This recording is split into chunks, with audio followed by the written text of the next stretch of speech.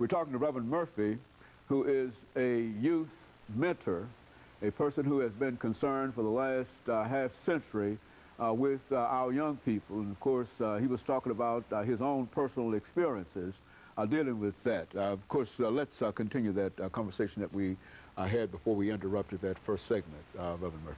Oh, well, Doctor, I think that if we, as a community, try to have a big influence just in this area here near, I see they have soccer teams and there's big sports jamborees where kids can get involved in something that is structured that will help mold them physically and enhance their mental and spiritual outlook on life to where they have a positive outlook about what's going on in the world. Because they watch adults and they'll mimic us. All right. I was trying to speak earlier on, talking to my daughter about my grandson and wanting him to start the little small child pee-wee football. Well, that doesn't sit too well with the grandmother, but that may be something wholesome for him to build his little character. And as well as he and other grandchildren that I have, just being around them and sitting talking to them, reading a book. Wasn't long ago, I was at a grandparent conference at a pre-K school where he attends. And they gave us ideas what to do with the grandchildren in the summer. Take them places that just right here in town. Most of them are not expensive, you know. Or walk by the river sometime and let them watch the barge go down the street. Or riding a train, getting on the Nashville Star, so to speak. That's an inexpensive way to have a train ride. Those type things enhance kids' character and give them a broader mind and take them out of the world is so small. From working with troubled kids that have been incarcerated, I found that many of them only know the world that they're around. Okay, good. Okay, and this is one of the reasons they mimic a lot of things that are on television. They see kids grow up, these rappers that do certain things, and I'm not here to bash the rap industry because some good things have come from that. We've had many those type of gentlemen and young ladies who have started in that realm and moved on into acting and other type careers. So we can get positive things out of a lot of those things also.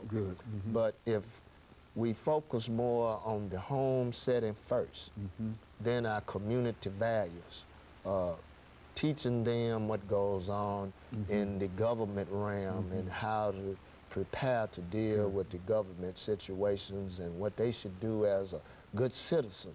We can show them and guide them how not to get in these trouble issues of using illegal drugs, the use of alcohol.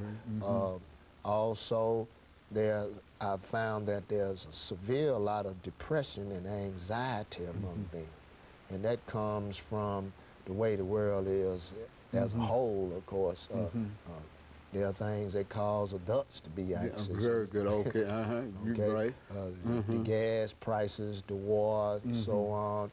But then there are other gentlemen that they can show these young men the way to go, but they run into type of trouble.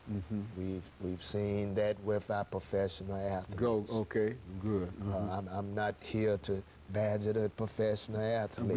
Good, I understand. Go on. At one time, that was an endeavor of my own until I came across this line of work because of physical conditions and so forth. But I didn't let that stop me.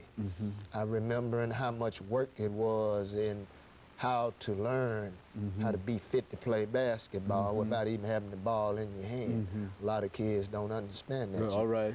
You can't look at these guys playing and try to mimic them to play. That behind the scenes, that they're getting their bodies and their minds fit, that there are hours of play learning in the playbook, particularly in the National Football League. And so if you're lacking in education, that is the key. You must motivate them in education, whether it's in the formal education or in the special education realm as well as vocational education. If we can push that and make them understand that this is the key for them to understand how to deal with life's issues, as well as trying to bring a spiritual connotation into their life. We have to move from the church, All right. waiting on the government, and also do the smaller things that we can do. You know, the church is good for having a lot of committees. We've got this ministry and that ministry, and I was talking to a gentleman that he's been a tutor at a Pacific church that I once attended for quite some time. And one of the things that impacted me, the last conversation we had, was that he likes to get the young men small, like my grandson, when they're 4 or 5 years old, where you can start molding them and working them right there. And that's how I appreciated that grandparent forum that I went to. And so we must continue on to diligently search All right. for ways that are simple. Just getting out in the yard raking leaves. A friend of mine was just going to visit him. He had grandson and his little cousin out in the yard, showing him how to make the grass blow back over away from the neighbor's yards, you know, those type of things. Doesn't seem like it's a big deal, but it puts meaning and direction in their life. And it gives them somebody to work with.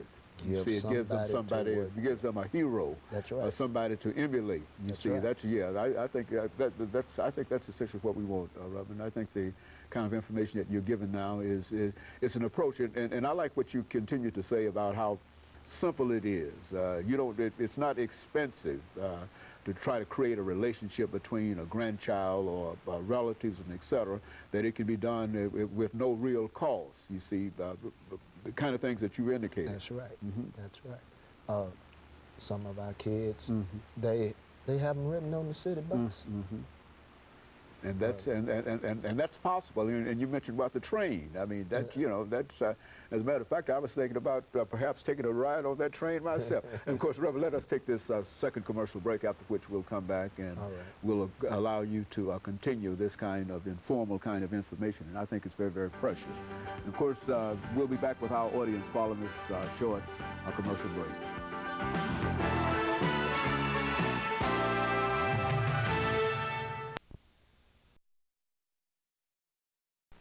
We're talking to Reverend